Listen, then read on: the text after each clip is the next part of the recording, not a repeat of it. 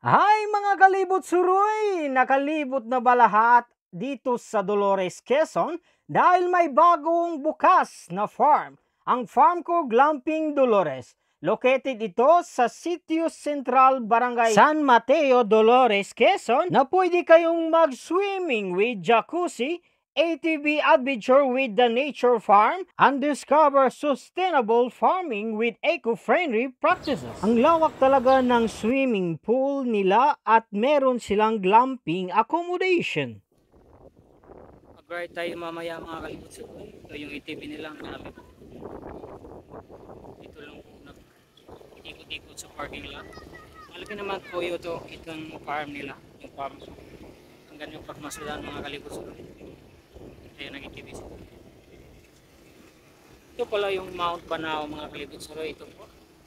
At ito po yung Mount Cristobal. Bago tayo maglibot sa farm ko, kakain muna tayo sa buffet nila. Ang kagandahan nito mga kalibot suroy, pag nag-overnight stay kayo, farm to table buffet kayo, breakfast, lunch, and dinner. May unlimited cocoa water and fresh fruit juices and season ka pa. Ito naman po ang front desk nila na very accommodating and friendly ang receptionist nila. At sa waiting area naman, makikita ninyo ang Mount Banahaw at Mount Cristobal. Ito na ang pinakahintay ko mga kalibot suroy, ang mag-ATV adventure with farm tour. Makikita natin ngayon ang free range chicken. Ang manok na ito ay may freedom na maglibot, maglakad at magtakbo.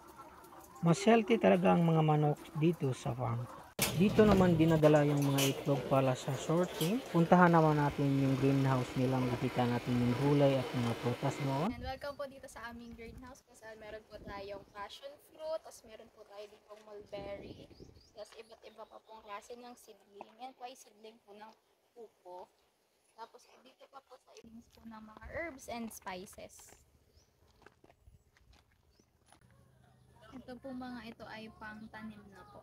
Dito pala galing ang prutas at gulay para sa resto nila. So, ito po yung mga baby tilapia namin. Then 4 to 5 months, pwede na po siyang i-transfer sa aming farm.